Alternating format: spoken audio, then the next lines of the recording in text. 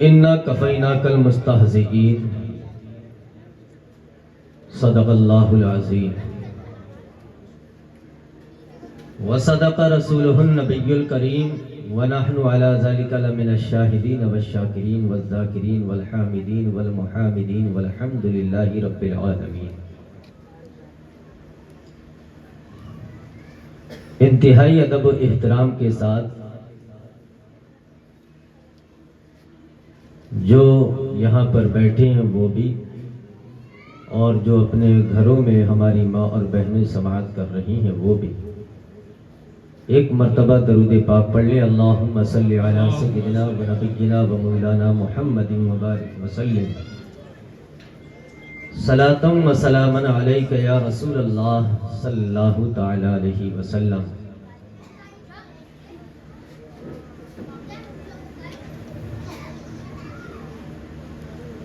سرور کہوں کہ مالک و مولا کہوں تجھے، باغ خلیل کا گل زیبا کہوں تجھے، تیرے تو وصف عیب تناہی سے ہیں بری، حیران ہوں میرے شاہ میں کیا کیا کہوں تجھے۔ لیکن رضا نے ختم سخن اس پہ کر دیا، خالق کا بندہ خلق کا آقا کہوں تجھے۔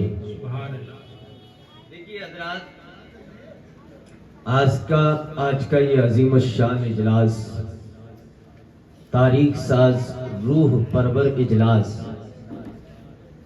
بنام تحفظ ناموس رسالت، جامعہ امام احمد رضا کے زیر اہتمام سجایا گیا۔ اس کے سربراہ حضرت مولانا سلیم اختر صاحب قبلہ، قاری محمد حسن رضا صاحب، اور اس علاقے کے جتنے بھی نوجوان ہیں، نام سے تو میں سب کے واقف نہیں ہوں، لیکن میں ان کے لیے اتنا کہوں گا کہ سارے کے سارے قابل مبارکباد ہیں۔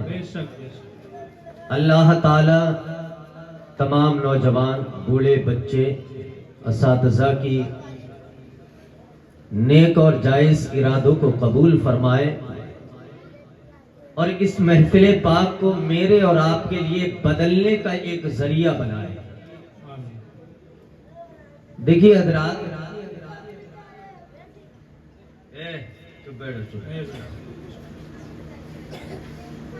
ہمارے معاشرے کے اندر بڑے جلسے ہوئے اور بڑے جلوس ہوئے، اور جب تک یہ دنیا قائم رہے گی یہ ریت رواج چلتی رہے گی، لیکن ان پروگراموں کا جو مقصد تھا نا، میں آپ کو یہ بات اس لیے بول رہا ہوں کہ اس لیے کہ آپ مجھے جانتے ہیں، میں آپ کو جانتا ہوں۔ تقریر تو آپ جمعہ میں سنتے ہیں، شاید کہ یہ جتنے لوگ بیٹھے ہیں اکثر و بیشتر آپ حضرات غوثیہ مسجد میں نماز پڑھنے کے لیے جاتے ہوں گے اور تقریر سماعت کرتے ہیں، لیکن میں یہ چاہتا ہوں کہ یہ تحفظ ناموس رسالت جو پروگرام ہے، کم سے کم اسی پروگرام کو ہم اپنے آپ کو بدلنے کی کوشش کریں، اسی پروگرام کے ذریعے سے۔ وہ قوم کیا نبی کی عزت کا تحفظ کرے گی کہ جو قوم اس جلسے میں آنے کے باوجود بھی اپنے سر کو ٹوپی سے نہ ڈھک سکی، وہ کیا انقلاب پیدا کرے گی؟ جو قوم اس محفل میں بیٹھنے کے بعد بھی اگر اپنے موبائلوں کے اندر مصروف ہو، اسے یہ بھی پتہ نہ چلے کہ مولانا نے کب کہا تھا کہ درود پاک پڑھو، تو انہوں نے اس بات کو بھی نظر انداز کر کے وہ اپنی جگہ پہ بیٹھے رہے، ایسی قوم معاشرے کے اندر، زمانے کے اندر کبھی انقلاب پیدا نہیں کر سکتی۔ جس قوم کو احساس نہیں ہوتا ہے اپنے بدلنے کا، پھر اللہ تعالیٰ اس قوم کے حالات نہیں بدلتا ہے۔ رب نے قرآن عظیم کے اندر ارشاد فرمایا، ان اللہ لا یغیر ما بقوم حتی یغیروا ما بانفسہم، اللہ ارشاد فرماتا ہے کہ جو قوم اپنے آپ کو بدلنے کا ارادہ نہیں رکھتی ہے پھر اللہ تعالیٰ بھی اس قوم کو نہیں بدلتا ہے. اب مجھے بتاؤ تو صحیح کتنے جلسے کیے اور پورے زمانے بھر میں یہ تو نام آپ سمجھتے ہوں گے کہ نیا نام ہے کہ تحفظ ناموس رسالت، اور جو جلسے ہوتے ہیں کسی کا نام عظمت مصطفیٰ ہوتا ہے، کسی کا نام عید میلاد النبی ہوتا ہے، کسی کا نام جشن آمد مصطفیٰ ہوا کرتا ہے، الگ الگ نام ہوا کرتے ہیں، لیکن ساروں کا مقصد یہ ہوتا ہے کہ ہم اپنے نبی کی سیرت اور نبی کی عظمت سے اپنی قوم کو آگاہ کریں. لیکن میرے دوستو اس قوم کو آگاہ کرنے کا مطلب کیا ہوتا ہے کہ جو قوم 12-1 بجے تک جلسوں میں بیٹھ کر کے مولویوں کی تقریر سماعت کرتی ہو اور بات اچھی لگے، اگر وہ مولوی یا شاعر ترنم کے ساتھ کوئی شعر پڑھنا شروع کر دے تو وہ اپنی جیبوں سے نوٹوں کو نچھاور کرنا شروع کر دیتی ہے. وہ قوم رات کے 1 بجے تک اپنی جیبیں خالی کرتی رہی، علماء کو حفاظ و قراء کو نوازتی رہی. لیکن میرے دوستو یہی قوم جب یہاں سے اٹھ کے جائے گی، گھنٹہ 1 گھنٹہ 1.5 گھنٹہ 2 گھنٹہ آدھا گھنٹہ جا کر کے اپنے بستر پہ موبائل کا استعمال کرے گی، اس کے بعد جو ہے یہ قوم سوئے گی، سو کر کے اٹھے گی 10 بجے، پھر یہ اپنے آپ کو تیار کر کے پھر اپنے کام کاج کی طرف نکلے گا. میں کہتا ہوں کہ جس جلسے کے اندر لاکھوں اور ہزاروں روپے خرچ کیے گئے، رات بھر تو کرسی پہ بیٹھ کر کے نبی کا ذکر سنتا رہا، نبی کے ناموس نبی کی عزت کی بات تو سماعت کرتا رہا، تو تیرے اس بات کو سننے کا ہمیں اثر کہیں نظر نہیں آتا ہے. میں کہتا ہوں کہ اگر کوئی بھی سرفراز، کوئی ناخندہ، کوئی غافل یا کاہل انسان جو ہے نبی کے نام پر بھوکتا ہے تو اسے بھوکنے دو. ہم یہ کہتے ہیں کہ اگر اس ملک ہندوستان وطن عزیز کے اندر میری اور آپ کی سنوائی نہیں ہوتی ہے تو کم سے کم جو اللہ اور اس کے رسول نے ہمیں ہتھیار عطا فرمائے ہیں، جو دعائیں عطا فرمائی ہیں، جو ہمیں طریقہ عطا فرمایا ہے، ارے اس طریقے پر تو عمل کر کے دیکھو.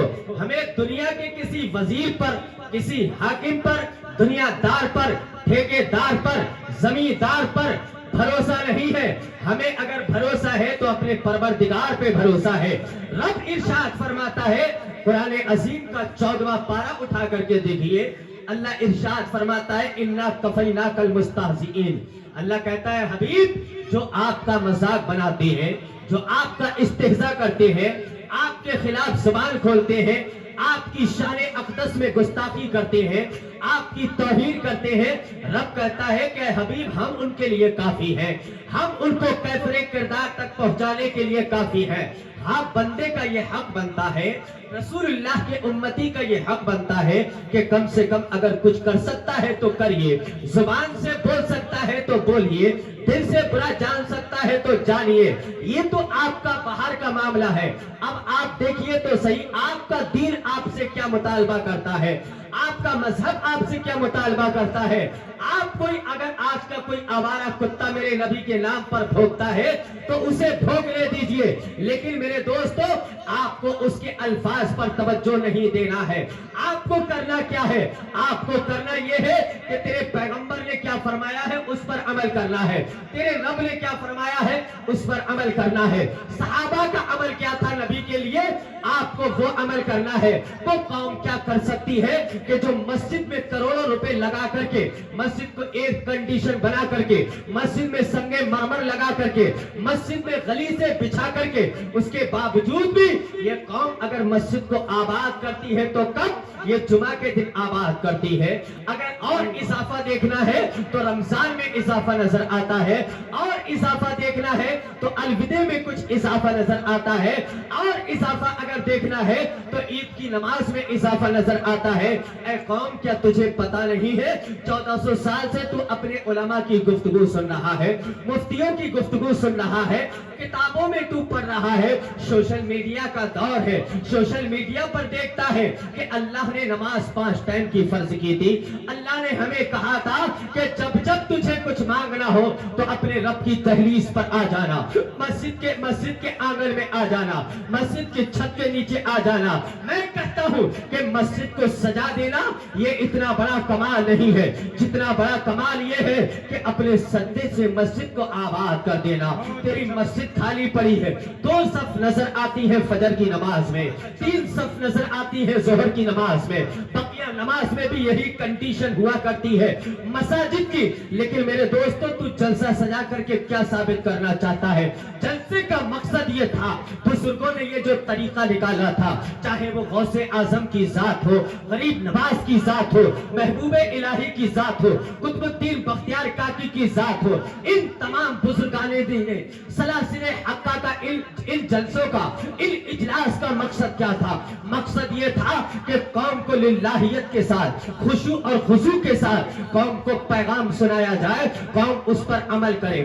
آپ کی ذمہ داری ہے عمل کرنا، عالم کی ذمہ داری ہے آپ سے بیان کرنا، لیکن آج ہمارے جلسوں میں ہوتا کیا ہے کہ اس کو اس کی تقریر پر واہ واہی کہا جاتی ہے کہ جو زیادہ چیختا ہے، جس کی تقریر کے اندر زیادہ چھکے ہوا کرتے ہیں، جس کی تقریر میں زیادہ کانوں کو سرور ملتا ہے، جس کی تقریر کے اندر ذہن کو زیادہ مشتعل ہونے کا موقع ملا کرتا ہے، آج اس کے لیے واہ واہی کہی جاتی ہے۔ جس کی آواز بلند ہوتی ہے، جو کلام اچھا پڑھتا ہے، جو نعت اچھی پڑھتا ہے، اس شخص پر جو ہے ہماری قوم اپنی جیبوں سے لیٹوں کو نچاور کرنا شروع کرتی ہے۔ میں کہتا ہوں کہ آج ہم نے ان جلسوں اور جلوسوں کو ہم نے ریاکاری کی نظر کر دیا ہے، ہم نے دکھاوے کی نظر کر دیا ہے، لذت کی نظر کر دیا ہے۔ آج ہمارے جلسوں میں نوٹوں کو گنا جاتا ہے، پیسوں کو گنا جاتا ہے کہ جس پہ زیادہ پیسے آئیں گے اسی کی تقریر کامیاب ہے، جس پہ زیادہ پیسے آئیں گے اسی کی نعت کامیاب ہے۔ تم کس بزرگ کے ماننے والے ہو، کس رب کے ماننے والے ہو، کس پیغمبر کے ماننے والے ہو؟ آپ کو پتا نہیں ہے یہ 11ویں کا مہینہ چل رہا ہے، جب سرکار بغداد غوث اعظم اپنے مجمع کے اندر خطاب کیا کرتے تھے، 70 ہزار کا مجمع ہوا کرتا تھا، لیکن جب میرے غوث اعظم جب اپنی تقریر کو ختم کیا کرتے تھے، ہزار لوگ کھڑے ہو کر کے آپ کے ہاتھ پہ توبہ کرتے تھے، اپنے گناہوں سے توبہ کرتے تھے۔ جو نماز نہیں پڑھتا تھا وہ کہتا تھا کہ حضور آج سے ہم نماز پڑھیں گے۔ کوئی چوری کرتا تھا وہ چوری سے توبہ کرتا تھا، ڈاکہ زنی کیا کرتا تھا، ڈاکہ زنی سے توبہ کیا کرتا تھا، زنا کرتا تھا، زنا سے توبہ کیا کرتا تھا۔ میں کہتا ہوں آج ہماری محفلوں کے اندر ہزاروں کا مجمع ہوتا ہے، کوئی تو ایسا بندہ کھڑا ہو کر کے نظر آئے جو یہ کہے کہ حضرت آپ کی تقریر کا اثر یہ ہوا ہے کہ کل سے انشاءاللہ میں اپنے چہرے پہ داڑھی سجاؤں گا، کل سے انشاءاللہ فجر کی نماز سے انشاءاللہ جب شروع کروں گا تو عشاء تک کوئی نماز تک نہیں کروں گا۔ ایسا بھی تو بندہ نظر آنا چاہیے، ایسا بندہ ہمیں نظر نہیں آتا ہے۔ میں کہتا ہوں کہ ہمارے علماء کو، ہمارے خطبہ کو، ہمارے شعراء کو آپ کے مال کی ضرورت نہیں ہے، آپ کی محبت کی ضرورت ہے، آپ کے دل کے اچھا ہونے کی ضرورت ہے، آپ کے اخلاص کی ضرورت ہے، آپ کے عمل اچھا ہونے کی ضرورت ہے۔ ایسا نظر نہیں آتا ہے جب آپ کا کردار غیر لوگ دیکھیں گے، جو میرے نبی کے نام پر بھوکتے ہیں، جو نبی کی عزت کو پامال کرنا چاہتے ہیں، جو نبی کے نام پر تھپا لگانا چاہتے ہیں، قسم خدا کی جب یہ غیر آپ کے کردار کو دیکھیں گے کہ آج تو قوم مسلم اپنی مساجد میں اس انداز میں نظر آ رہی ہے جیسا کہ جمعہ میں نظر آتی ہے، جیسے عید میں نظر آتی ہے، جیسے الوداع میں نظر آتی ہے۔ میرے دوستو، جس دن سے تمہیں مساجد کو آباد کرنا شروع کر دیا، رب کعبہ کی قسم، پیغمبر اسلام کا فیض آپ کو ڈائریکٹ جاری ہوگا، اور جو بھی سرفراہ، جو بھی دشمن نبی آپ کے اس انداز کو دیکھے گا، آپ کے اس انداز تکلم کو دیکھے گا، آپ کے اس انداز زندگی کو دیکھے گا، رب کعبہ کی قسم یا تو وہ یہ کہنے پر مجبور ہوگا کہ جب ان کا یہ عالم ہے، جب ان کا کردار یہ ہے، جب ان کا کیریکٹر یہ ہے، تو جس نبی کا کلمہ پڑھتے ہیں اس کے کیریکٹر کا عالم کیا ہوگا، اس کا انداز کیا ہوگا. یا تو وہ اپنی حرکتوں سے پاس آ جائے گا یا تو پھر وہ کلمہ پڑھ کر کے مسلمان ہو جائے گا. لیکن شرط یہ ہے میرے دوستو، آپ کو اپنے اندر انقلاب لانے کی ضرورت ہے، آپ کو اپنے آپ کو بدلنے کی ضرورت ہے. جلسے تو ہم نے بہت کر لیے ہیں اور کرنا چاہیے، اس سے فائدہ حاصل ہوتا ہے. لیکن میرا مقصد یہ ہے کہ ان جلسوں کو صرف آپ لذت کی نظر نہ کریں، آپ مزے کی نظر نہ کریں. یہ نہیں کہ تھوڑی دیر نعرے بازی کی اور ہو ہا ہا کر کے ہم نے اپنے جلسے کو ختم کر دیا. یہ انداز نہیں ہونا چاہیے. اگر جلسے میں بیٹھتے ہو، جلسے میں تعاون کرتے ہو، جلسے میں حصہ لیتے ہو، تو آپ کا فرض بنتا ہے کہ جو پیسہ آپ نے محنت اور مزدوری کر کے اس کام میں لگایا تھا، کم سے کم اس پیسے کا آپ کو بہترین بدلہ ہونا چاہیے، آپ کو اس کی جزا ملنی چاہیے. جزا کا مطلب کیا ہوتا ہے کہ آخرت میں تو پروردگار اس کا انعام دے گا ہی، لیکن دنیا میں اس کا بدلہ یہ ہے کہ آپ اپنے آپ کو بدلیے، آپ اپنے گھر والوں کو بدلیے، آپ اپنی بچیوں کو بدلیے، آپ اپنے بھائیوں کو بدلیے، آپ اپنے بیٹوں کو بدلیے. اس پر ہم غور نہیں دیتے ہیں. ایک سرفراز غازی آباد کا اٹھتا ہے گنڈا، وہ میرے نبی کی شان میں گستاخی کرنا شروع کرتا ہے تو ہم کہتے کہ نہیں ایسا کر دیں گے، اسے پھانسی پہ لٹکا دیں گے، اسے جیل کی سلاخوں میں ڈال دیں گے. گورنمنٹ سے مطالبہ کرتے ہیں، ٹھیک ہے کرنا چاہیے، لیکن میرے دوست یہ تو بتا کہ سب سے بڑے گستاخ تو ہم بنے بیٹھے ہیں. ہم نے کیا کرا ہے نبی کے لیے؟ تیرے نبی نے کہا تھا کہ قرۃ عینی فی الصلاۃ، نماز میری آنکھوں کی ٹھنڈک ہے. تیرے نبی نے کہا تھا الصلاۃ معراج المومنین، نماز مومنین کی معراج ہے. تیرے نبی نے کہا تھا الصلاۃ عماد الدین، من اقامها فقد اقام الدین ومن ترکها فقد هدم الدین. تیرے پیغمبر نے کہا تھا نماز دین کا ستون ہے، جس نے اس کو قائم کیا اس نے دین کو قائم کیا، جس نے اس کو چھوڑ دیا اس نے دین کو چھوڑ دیا. اب مجھے بتاؤ تو صحیح کہ جب ہم دین سے دور ہو گئے تو کیا نبی کے قریب ہو جائیں گے؟ ہرگز ایسا نہیں ہو سکتا ہے. تیرے پیغمبر کی شان کیا ہے؟ تیرے پیغمبر کی عظمت کیا ہے؟ تیرے پیغمبر کا کردار کیا ہے؟ آپ نے بار بار سنا ہوگا. علماء کی توجہ چاہتا ہوں. ایک روایت بیان کی جاتی ہے کہ ایک بوڑھی میرے نبی کے راستے میں میرے نبی کے اوپر بار بار کوڑا ڈالتی تھی. حالانکہ اس پر علماء نے کہا ہے کہ یہ ضعیف روایت ہے، لیکن میں یہاں پر علماء کی معلومات میں اضافہ کرنے کے لیے ایک بات بیان کر دیتا ہوں. علامہ جلال الدین سیوطی کی، وہ کہتے ہیں کہ اس کی صحت روایت پر تو اختلاف کیا جا سکتا ہے، لیکن صحت معنی پر اختلاف نہیں کیا جا سکتا. مطلب کیا ہے کہ اس میں جو بیان کیا گیا ہے اس میں تو اختلاف ہو سکتا ہے، لیکن جو بیان کیا جا رہا ہے تو ایسا ناممکن نہیں ہے کہ میرے نبی نے ایسا عمل کر کے نہیں دکھایا ہو. یہ ممکن ہے کہ میرے نبی کے اوپر اگر کوئی پتھر ڈالتا ہو تو میرے نبی نے سہا ہے. میرے نبی کے اوپر کسی نے کوڑا ڈالا ہو تو میرے نبی نے سہا ہے. میرے نبی کے راستے میں اگر کسی نے کانٹے بچھائے ہو تو میرے نبی نے اس کو سہا ہے. آج تو میری قوم کا حال یہ ہے کہ اگر کوئی انسان آ کر کے اسے اونچی آواز میں بات کر دیتا ہے تو وہ انسان اس کا مخالف ہو جاتا ہے. وہ کہتا ہے کہ یہ میرا دشمن نظر آتا ہے. اس کی حیثیت کیا ہے؟ اس کی ہمت کیسے ہوتی ہے کہ مجھ سے اتنی اونچی آواز میں بات کرتا ہے؟ میں کہتا ہوں کہ جس نبی کا تو کلمہ پڑھتا ہے، جس نبی کی محبت کا دم بھرتا ہے، کیا تیری عظمت اس سے بڑی ہو گئی ہے؟ تیرے نبی نے تو گالی بھی سہی ہے، تیرے نبی نے تو پتھر بھی سہے ہیں، تیرے نبی نے تو کانٹے بھی سہے ہیں. اس بوڑھی ماں جو ہے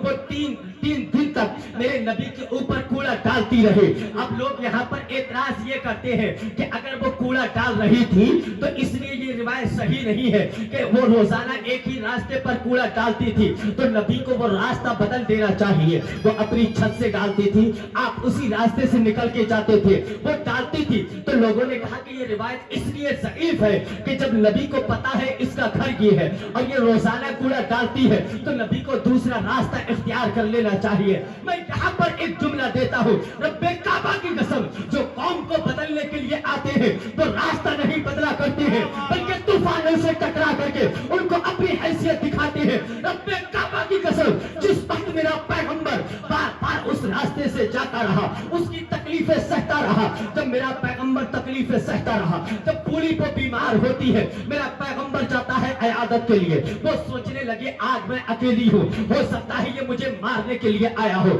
نہیں میرے دوستو، میرے پیغمبر جا کر کے بیٹھے ہیں. بوڑھی نے کہا آپ کا کیسے آنا ہوا ہے؟ میرے پیغمبر نے کہا کہ میں آپ کی عیادت کے لیے آیا ہوں، میں آپ کی طبیعت کو پوچھنے کے لیے آیا ہوں۔ قسم خدا کی، جب میرے پیغمبر نے یہ کردار پیش کیا ہے مکہ اور مدینہ کے اندر، تو یوں ہی جو اسلام کا پرچم پوری دنیا کے اندر لہرا رہا ہے، یہ کوئی اور وجہ نہیں ہے، بلکہ وجہ یہ اس کے اندر یہ ہے کہ اللہ پاک نے اپنے حبیب کو خلق عظیم عطا فرمایا تھا، اس نے اخلاق عطا فرمایا تھا۔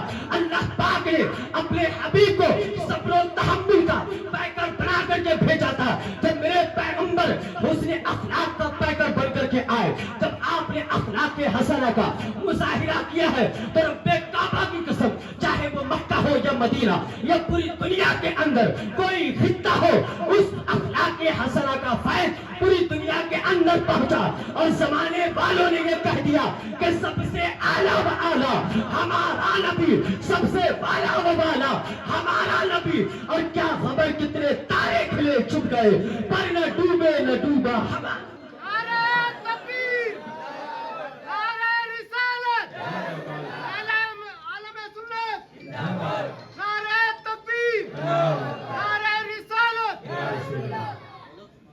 اس کردار کی ضرورت ہے۔ یہ کردار کون اپنائے گا؟ صرف یہ کہ چوک پہ بیٹھ کر کے کہہ دینا کہ نہیں ہم گستاخ کو نہیں چھوڑیں گے، بہت اچھا پیغام۔ صرف اس کے کہنے سے کام نہیں چلتا۔ قوم مسلم کا یہ معیار ہے ہی نہیں۔ اللہ کہتا ہے قرآن میں، رب ارشاد فرماتا ہے وَلَوْ شَاءَ رَبُّكَ لَآمَنَ مَنْ فِي الْأَرْضِ جَمِيعًا۔ اللہ کہتا ہے کہ اگر میں چاہ لوں تو زمین پر ایک بھی کافر نہیں ہوگا، اور زبردستی کسی کو کلمہ نہیں پڑھایا گیا ہے، بلکہ یہ اخلاق مصطفیٰ کی پہچان ہے کہ میرے نبی نے جب اخلاق پیش کیا ہے تو لوگوں نے کلمہ پڑھ کر کے مسلمان ہوئے۔ آپ کو پتا ہے عبداللہ بن سلام یہودیوں کے بہت بڑے عالم۔ ایک عام انسان اگر کسی کی گفتگو سے متاثر ہوتا ہے تو یہ بہت چھوٹی بات ہے، لیکن اگر کوئی عالم متاثر ہوتا ہے تو یہ بڑی بات ہوا کرتی ہے۔ عبداللہ بن سلام کہتے ہیں کہ میں پیغمبر اسلام سے مناظرے کے لیے گیا تھا، میں یہودی ہوں، مذہب سے تعلق رکھتا تھا، یہودی مذہب سے تعلق رکھتا تھا۔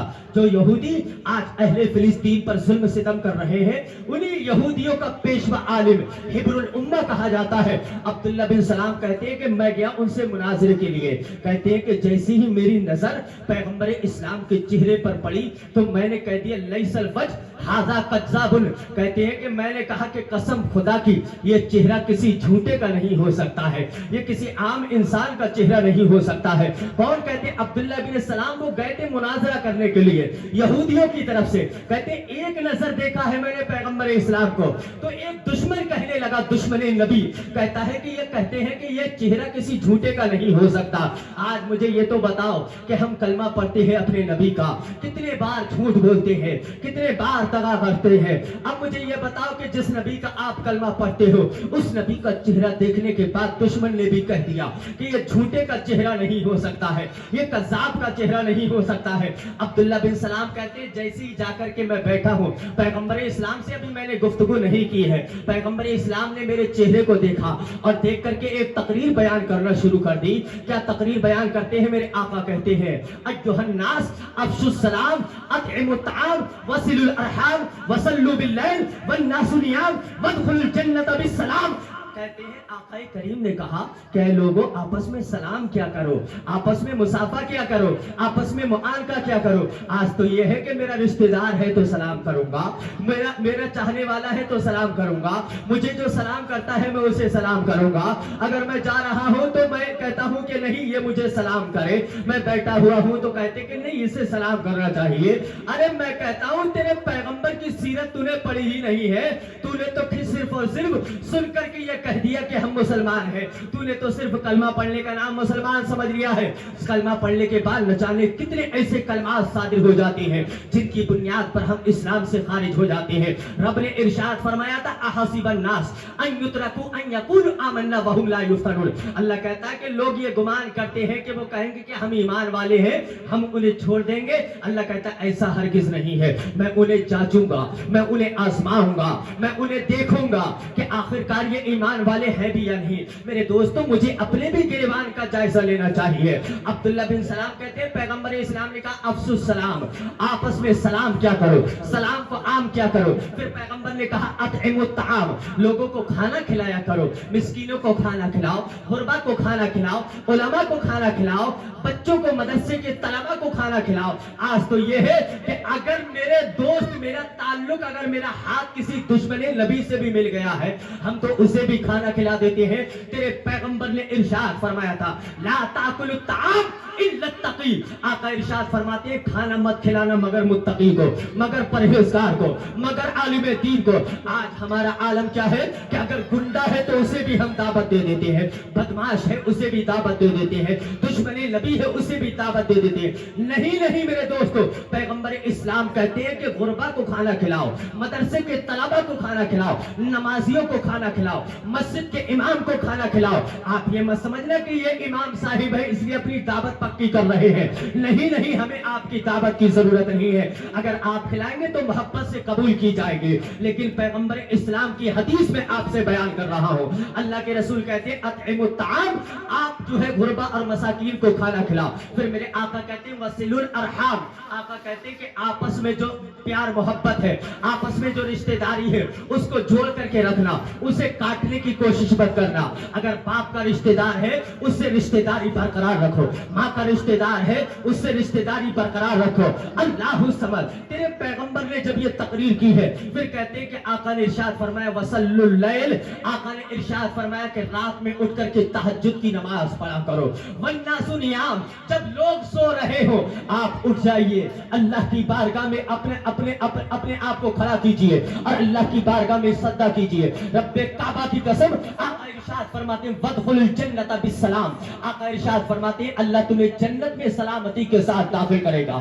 حضرت عبداللہ ابن سلام کہتے ہیں کہ جب پیغمبر اسلام کی یہ چند کلمات میں نے سنے ہیں، آقا کریم کے یہ کلمات میرے دل پہ جا کر کے ٹکرائے ہیں اور میں کہنے پر مجبور ہو گیا اشہد ان لا الہ الا اللہ واشہد ان محمد رسول اللہ۔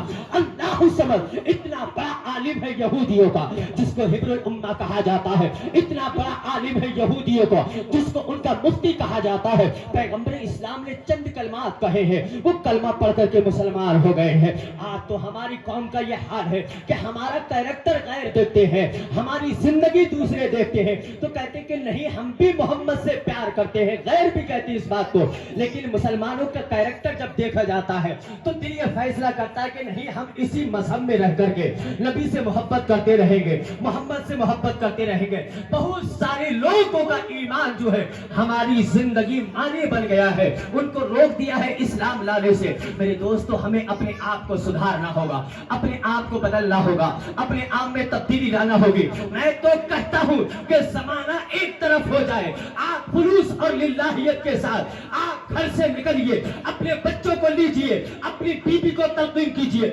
اپنی بچی کو کہیے کہ ہم جا رہے ہیں مسجد، تم اپنا مصلی اپنے گھر میں بچھا لو۔ رب کعبہ کی قسم، جب ایک باپ کا یہ تعلیم ہوگی، جب ایک باپ کی یہ تاکید ہوگی، رب کعبہ کی قسم، ادھر بچی نماز پڑھے گی، ادھر بیوی نماز پڑھے گی، ادھر ماں نماز پڑھے گی، ادھر چھوٹے چھوٹے بچے ماں کو دیکھ کر کے اس کے برابر میں کھڑے ہو کر کے جب اللہ کی بارگاہ میں کھڑے ہو کر کے کہیں گے اللہ اکبر، سبحان ربی العظیم، سبحان ربی الاعلی۔